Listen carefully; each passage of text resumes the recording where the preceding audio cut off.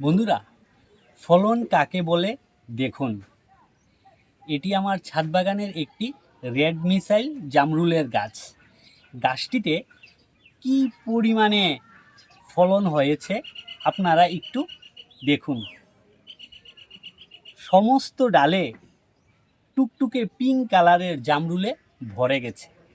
আজকের এই ভিডিওতে আমরা গাছের কিভাবে পরিচর্যা করলাম, কিভাবে ফলন ধরলো বা ফল পাকতে কতদিন সময় লাগলো, সমস্ত কিছু এই ভিডিওতে আমরা আজকে কভার করব।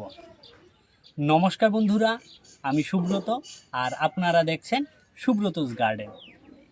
বন্ধুরা, এটি আমার ছাদ বাগানের একটি রেড মিসাইল জামরুলের গাছ।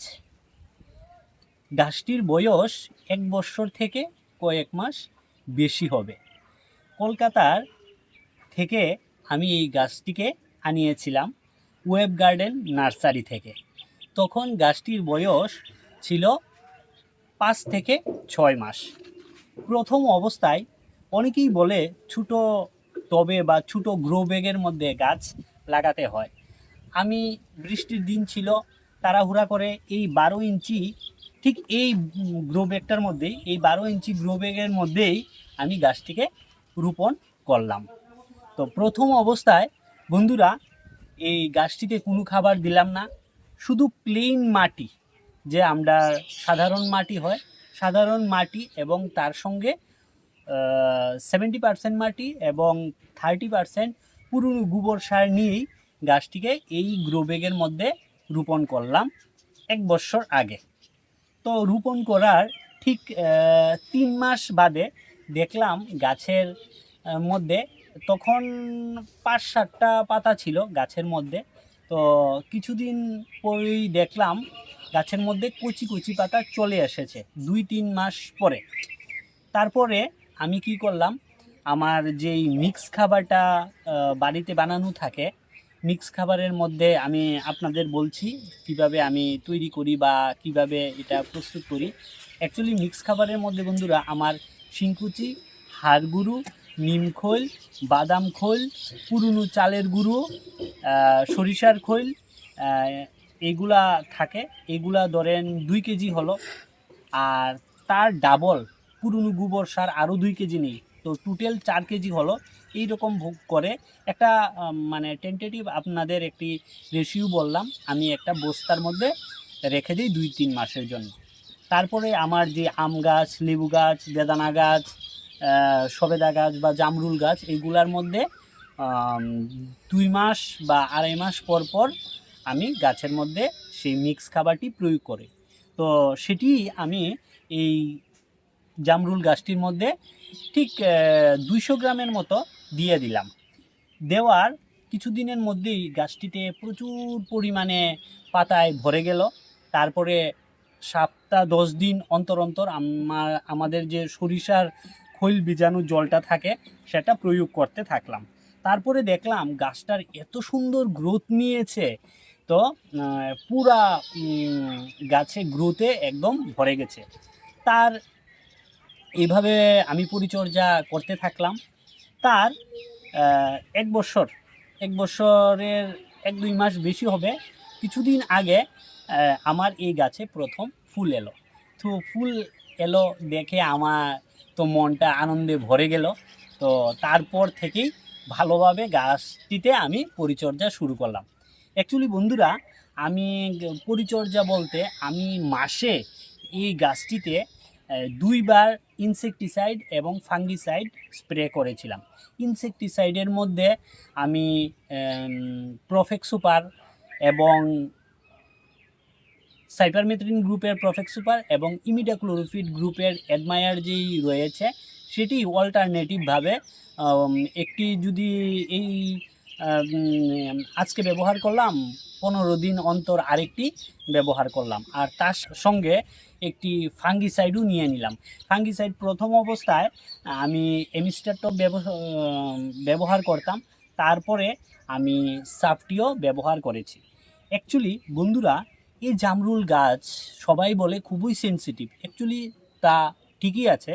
প্রথম যখন গাছটিতে ফুল আসলো, কয়েকদিন আমি জল দিতে পারিনি, কয়েকদিন বলতে 2 দিন আমি জল দিতে পারিনি। অলরেডি এখান থেকে 60% গুটি ঝরে গেছে। তো যা অবশিষ্ট আছে তা আপনারা এখনই দেখতে পাচ্ছেন। তো এইভাবে আমি মানে গাছটিকে পরিচর্যা করলাম। মাসের মধ্যে 2 বার ইনসেকটিসাইড এবং ফাঙ্গিসাইড একসঙ্গে মিশিয়ে স্প্রে করতাম। তারপর মিক্স খাবার 2 থেকে 2.5 মাস অন্তর অন্তর গাছটিতে প্রয়োগ করেছিলাম। আর আরেকটা জিনিস বন্ধুরা, এই যখন ফুল আসলো, ফুল আসার সঙ্গে সঙ্গেই আমি গাছটিতে বোরন, জিঙ্ক এবং অনুখাদ্য স্প্রে করেছিলাম। অনুখাদ্যের মধ্যে আমার কাছে তো দুর্বিগলটি রয়েছে, সেটি আমি এই গাছটির জন্য 10 গ্রামের মতো কিছুদিন আগে প্রয়োগ করেছিলাম। আর মাইক্রোনিউট্রিয়েন্ট 15 দিন অন্তর অন্তর এটির মধ্যে প্রয়োগ করেছি।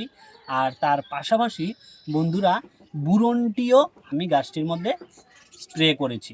বুরন কি কাজ করে বন্ধুরা?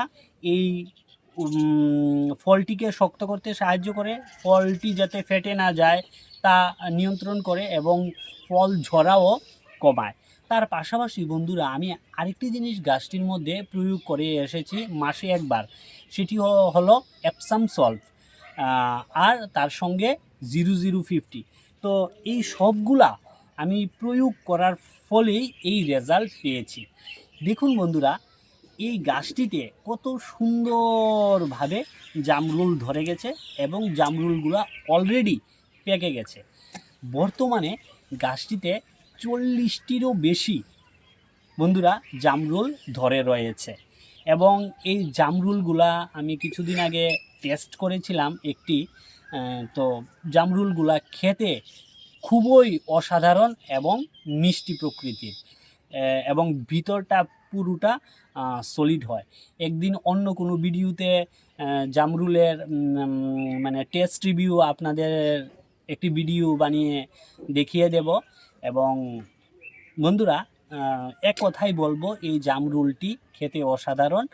আপনারা আপনাদের ছাদ বাগানে এই গাছটি অবশ্যই একটি রোপণ করতে পারেন। আরেকটা জিনিস বন্ধুরা বলি, আপনাদের ছাদ বাগানে যদি এইরকম জামরুল গাছ থাকে তাহলে একটি জিনিস অবশ্যই লক্ষ্য রাখবেন, এই জামরুল গাছে ফাঙ্গাসের আক্রমণ প্রচুর পরিমাণে দেখা যায়।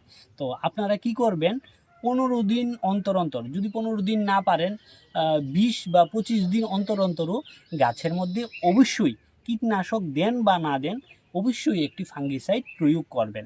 যেমন এমিস্টার টপ হতে পারে বা সাফ হতে পারে বা ব্লু কপার বা ব্লাইটক্স, এই ধরনের বিভিন্ন ধরনের ফাঙ্গিসাইড রয়েছে, তা অবশ্যই প্রয়োগ করবে। তা না হলে কি হয় বন্ধুরা, একবার যদি এই জামরুল গাছে ফাঙ্গাসের আক্রমণ হয় তাহলে এইগুলা ফাঙ্গাস সরাতে মানে প্রচুর গাছেরও কষ্ট হয় এবং যে ছাদ বাগানিরও কষ্ট হয়। তার জন্য আমি বলে রাখি, আপনারা অবশ্যই ফাঙ্গিসাইড ব্যবহার করবেন। আর আপনারা তো দেখছেনই কি অসাধারণ ফলন দিয়েছে এই গাছটি, দেখতে কত সুন্দর লাগছে বন্ধুরা। এদিকেও রয়েছে, এই ডালটিতেও রয়েছে, এদিকে এক থোকা রয়েছে, ওইদিকে আরও রয়েছে, আবার পেছনেও অনেকগুলা জামরুল ধরে গেছে। তো বন্ধুরা আজকের এই ভিডিওটি এখানেই শেষ করলাম। দেখা হবে অন্য কোনো ভিডিওতে। আরেকটা জিনিস বলে রাখি বন্ধুরা, আমার ছাদ বাগানে মোট 3টি জামরুলের গাছ রয়েছে। একটি হলো 2টি রেড মিসাইল আর একটি ডালহরি চাম্পা। তো ডালহরি চাম্পাটিও ধীরে ধীরে বড় হচ্ছে, আপনাদের অন্য কোনো দিন একটি ভিডিও বানিয়ে দেখাবো। তো এটি পাকেনি, তো ছোটো ছোটো রয়েছে।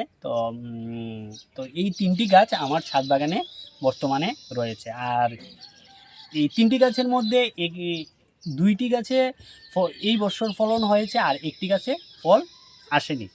তো আপনারা আপনাদের ছাদ বাগানে এই ধরনের গাছ রোপণ করতে পারেন, ভালো ফল পাবেন। তো আজকের মতো এতটুকুই বন্ধুরা।